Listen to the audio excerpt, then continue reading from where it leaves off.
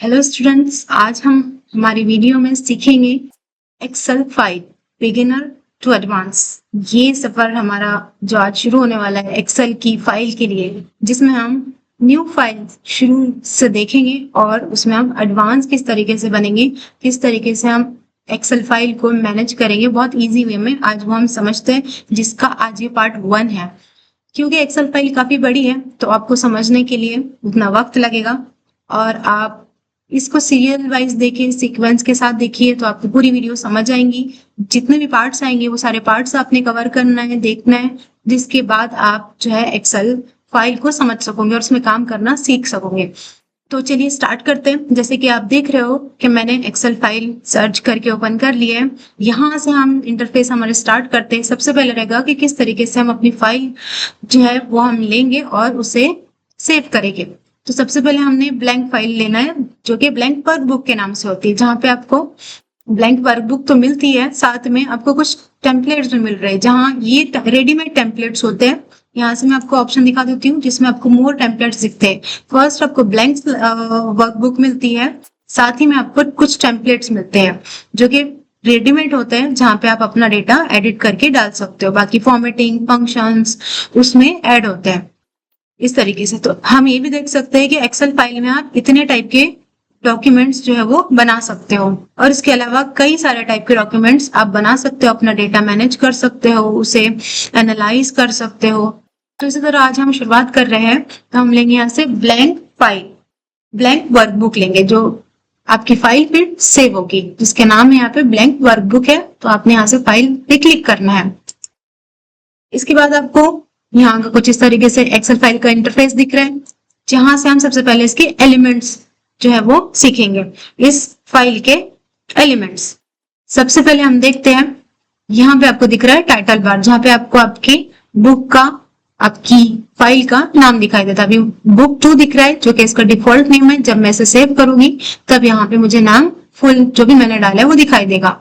यहाँ से कुछ शॉर्टकट्स ऑप्शन है, जहां से आप जो है यहाँ पे कुछ शॉर्टकट्स दिए हुए, कुछ ऑप्शंस के शॉर्टकट्स हैं जिसको आप क्विकली यूज कर सकते हो।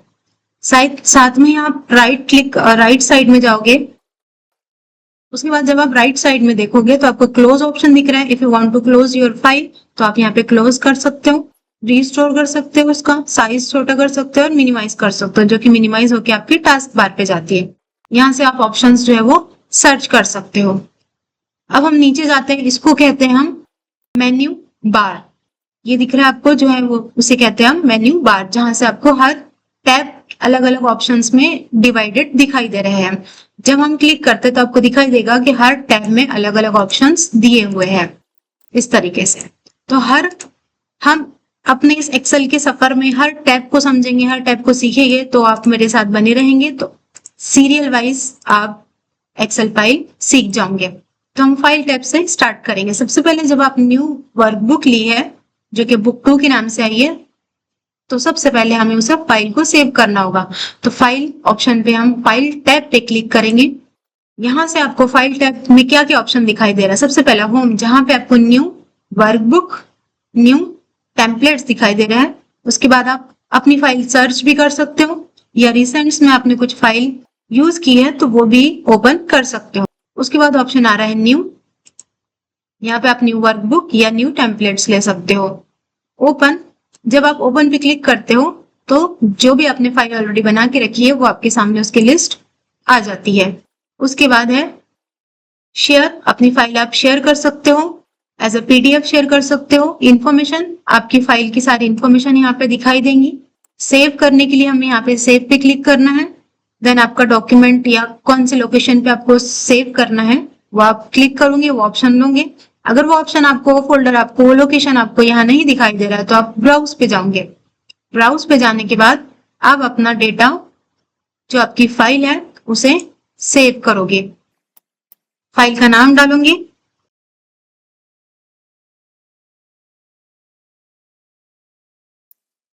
और सेव पे क्लिक कर दोगे। तो इस तरीके से अब आपकी फाइल सेव हो चुकी है, जो कि आपको यहाँ पे फाइल का नाम भी दिखाई दे रहा है, एक्सेल ट्यूटोरियल। ये फाइल सेव है। अब आप जो भी यहाँ डेटा अपना एंटर करोगे वो आपको सेव करना होगा, क्योंकि फाइल सिर्फ फाइल सेव है, यहाँ पे आपका डेटा सेव नहीं है। तो जब भी आप यहाँ पे अपना डेटा टाइप करोगे तब आपको यहाँ पर शॉर्ट ऑप्शन जो है, जैसे मैंने बताया था, यहाँ पे सेव ऑप्शन है, इस ऑप्शन में आपको क्लिक करना होगा, तब आपका ये सारा डेटा जो भी आप एंटर करोगे वो सेव हो जाएगा। अब हम नेक्स्ट चलते हैं सेव एज पर, जिसमें आपको सेव अ कॉपी दिखाई दे रहा है। इस सेव ऑप्शन में आप जाकर सेव अ कॉपी उसकी सेव कर सकते हो। प्रिंट जब आपको निकालना होगा उस डेटा का, तब यहाँ से आपको प्रिंट निकालने के लिए ऑप्शन पे जाना है और कितनी कॉपीज आपको प्रिंट की चाहिए, प्रिंटर आपका कौन सा है, कितने पेजेस चाहिए, और पेज साइज मेक श्योर कि यहाँ पे A4 हो। अगर आप A4 पेज साइज से प्रिंट निकाल रहे हो, मार्जिन अगर एडजस्ट करनी हो तो यहाँ से आप मार्जिन भी एडजस्ट कर सकते हो। And then click on print option, तो यहाँ से आपका डेटा का प्रिंट निकल जाएगा। इसके बाद आप अपनी फाइल जो है वो एक्सपोर्ट भी कर सकते हो PDF में या XPS फॉर्मेट के अंदर। इसके बाद आप अपना डेटा, अपनी फाइल एक्सपोर्ट कर सकते हो बाय क्रिएटिंग PDF या XPS फाइल फॉर्मेट में। उसके बाद नेक्स्ट आपको ऑप्शन दिखाई देता है क्लोज। यहाँ से भी आप अपनी फाइल क्लोज कर सकते हो, जो कि हमने सबसे पहले ऑप्शन देखा था टॉप में टाइटल बार पे क्लोज ऑप्शन। यहाँ से भी क्लोज कर सकते हो और यहाँ से भी क्लोज कर सकते हो। नेक्स्ट आपको लास्ट में दिखाई दे रहा है अकाउंट्स, जहाँ पे आपको डिटेल मिलेंगी आपके एक्सेल फाइल की, साथ ही में दिखेगा ऑप्शन, जहाँ से आप वक्त पड़ने पे कुछ सेटिंग्स चेंज कर सकते हो और अपनी जो टैब्स है वो ऐड कर सकते हो या रिमूव कर सकते हो। फॉर एग्जांपल ड्रॉ टैब अगर आपको नहीं चाहिए तो आप ये निकाल सकते हो। जैसे मुझे यहाँ पे अगर डेवलपर टैब चाहिए तो हम वो ऐड कर सकते हैं। तो यहाँ पे हम जो आज इंट्रोडक्शन देखने वाले हैं वो एलिमेंट्स हम देखेंगे। जैसे मैंने आपको बताया title bar, menu bar.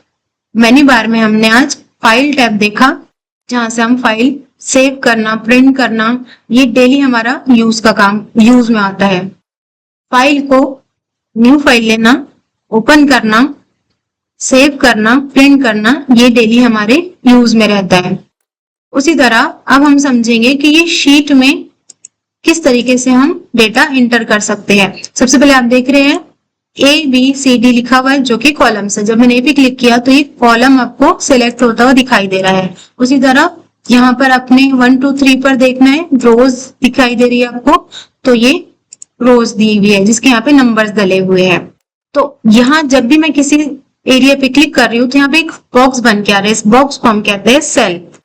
Cell मतलब जब कोई कॉलम और रो क्रॉस होता है, यहाँ से इंटरसेक्ट होता है, तो यहाँ पे एक सेल बन रहा है, एक बॉक्स बन रहा है जिसको हम सेल कहते हैं।